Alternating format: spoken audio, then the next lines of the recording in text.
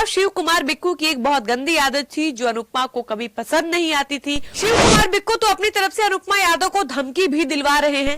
और अक्षरा सिंह वाली बात पर अनुपमा ने कहा कि मेरे बिक्कू से अलग होना अक्षरा सिंह के लिए आपदा में अवसर जैसा साबित हो रहा है कि शिव कुमार बिक्कू के गले में जो चेन है, हाथ में जो सोने की ब्रेसलेट पहने हैं वो सब अनुपमा यादव का दिया हुआ कि भले मेरी शादी तुमसे हो या ना हो, तुम मुझे मिलो या ना मिलो, लेकिन तुम कहीं भी कभी भी मुझे आवाज दोगे, तुमको कभी भी मेरी जरूरत होगी तो हम हमेशा तुम्हारे लिए खड़े रहेंगे। ब्रेकअप के बाद वो पहली बार मंच से शिव कुमार बिक्कू को ताना मार रही थी। अनुपमा यादव भरे मंच पर होती है और कहती है कि किसी ने मेरे ऊपर यह आरोप लगाया है कि मेरे लिए वो बहुत कुछ लिए हैं, मैंने उनसे बहुत खर्च करवाया है जिसका ईएमआई वो आज तक भर रहे हैं। आगे अनुपमा कहती है कि हम भी देखना चाहते हैं कि वो मेरे लिए क्या किए हैं, ऐसी क्या चीज लिए हैं जिसकी ईएमआई वो आज तक भर रहे हैं। और ये बात अनुपमा यादव भरी मंच से किसी और के लिए नहीं बल्कि अपने एक्स बॉयफ्रेंड शिव कुमार बिक्कू के लिए कह रही थी, जिसके लिए वो मंच से एक बार रोते हुए ये बात भी कही थी कि भले मेरी शादी तुमसे हो या ना हो, तुम मुझे मिलो या ना मिलो, लेकिन तुम कहीं भी कभी भी मुझे आवाज दोगे, तुमको कभी भी मेरी जरूरत होगी तो हम हमेशा तुम्हारे लिए खड़े रहेंगे।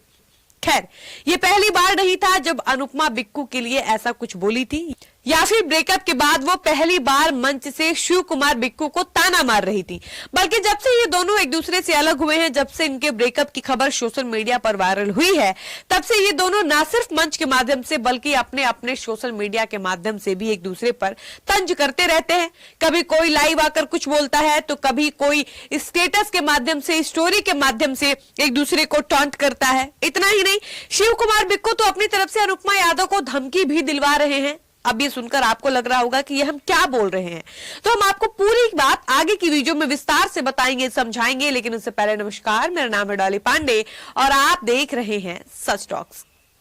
ब्रेकअप के बाद अनुपमा यादव आज से 10 दिन पहले अपने और बिक्कू के रिलेशनशिप को लेकर पहली बार इंटरव्यू देती हैं और पहली बार अनुपमा खुलकर अपने उस रिश्ते को एक्सेप्ट करती हैं जो रिश्ता अब नहीं रहा। और इंटरव्यू के दौरान अनुपमा यादव ने अपने रिश्ते को लेकर बहुत सारा खुलासा किया था और खुलासा करते हुए अनुपमा ने क्या क्या बताया था वो सारी बातें तो बताएंगे ही, लेकिन उसी इंटरव्यू के दौरान अनुपमा यादव ने ये बात भी बताई थी कि जब भी बिक्कू को मेरी जरूरत होती थी तब उनको हम याद आते थे, जब भी उनको हमसे काम होता था उनको तब मेरी याद आती थी, लेकिन जब अब मतलब खत्म हो चुका है, हम दोनों अलग हो चुके हैं, रिश्ता खराब हो चुका है, तब बिक्कू अपने जहानाबाद के लोगों से फोन करवा कर मुझे और मेरे लोगों को धमकी दिलवा रहे हैं और जहानाबाद के लोग मुझे लगातार बदनाम कर रहे हैं, जबकि वो लोग बहुत अच्छे से जानते हैं कि हम क्या हैं, कैसे हैं और बिक्कू कैसे हैं। खैर, इतना ही नहीं, अनुपमा यादव के अनुसार शिव कुमार बिक्कू की एक बहुत गंदी आदत थी जो अनुपमा को कभी पसंद नहीं आती थी और वो आदत थी हमेशा शराब पीने की।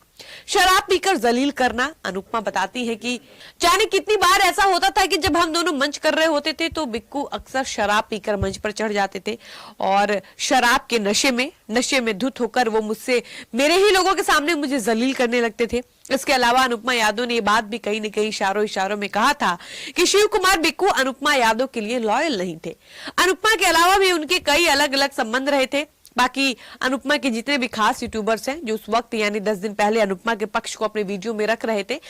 उस वक्त उन यूट्यूबर्स का यह दावा था कि शिव कुमार बिक्कू को पटना के अलग अलग होटल्स में अलग अलग लड़कियों के साथ कई बार पकड़ा गया है। हालांकि हम इस बात की पुष्टि नहीं करते हैं, हम आपसे ये बात तब बता रहे हैं जब हमने ये बात सोशल मीडिया पर अनुपमा के खास यूट्यूबर्स के मुंह से सुना। इसके अलावा आपको ये भी बता दें कि अनुपमा के खास लोगों की तरफ से ये भी दावा किया गया कि शिव कुमार बिक्कू के गले में जो चेन है, हाथ में जो सोने की ब्रेसलेट पहने हैं वो सब अनुपमा यादव का दिया हुआ है। इसके अलावा एक बात और हम आपको बता दें कि अनुपमा यादव ने एक बात और कही कि हम तो कम से कम मंच पर जिगर के साथ ये कहते भी थे कि हम शादी करेंगे, लेकिन उस इंसान ने आज तक अपने मुंह से शादी करने की बात नहीं कही थी, क्योंकि वो इंसान मेरे लिए लॉयल था ही नहीं, उस इंसान को मुझसे शादी करनी ही नहीं थी। और तो और अनुपमा यादव से जब ये पूछा गया कि आप जब शिव कुमार बिक्कू से अलग हुई हैं तब से आपका लगातार प्रोग्राम पवन सिंह के साथ हो रहा है और बिक्कू अब अक्षरा के साथ काम कर रहे हैं, ऐसे में कहीं न कहीं सोशल मीडिया पर यह चर्चा है कि आपका ब्रेकअप पवन सिंह की वजह से हुआ है। तो अनुपमा कहती है कि ऐसा बिल्कुल नहीं है, मेरा बिक्कू से रिश्ता 1 साल पहले ही खत्म हो चुका था,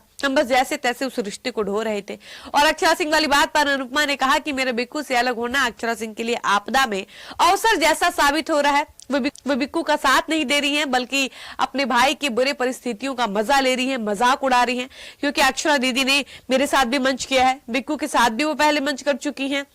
लेकिन बीच में उनको कभी बिक्कू की याद क्यों नहीं आई, जब वो मेरे साथ थे, जब हम दोनों का रिश्ता ठीक था। अब जब उनको लगा कि हम दोनों का ब्रेकअप हो चुका है, हम दोनों अलग हो चुके हैं, तो अब इस मौके का फायदा उठा रही है। और यही बात सोचकर अक्षरा सिंह अपने भाई की खराब परिस्थितियों का मजा ले रही है और फायदा उठा रही है। बाकी ये होगी अनुपमा यादव की बातें। जल्द ही हम आपको बिक्कू का विपक्ष दूसरे वीडियो में दिखाएंगे। तब तक मुझे इजाजत दीजिए। धन्यवाद।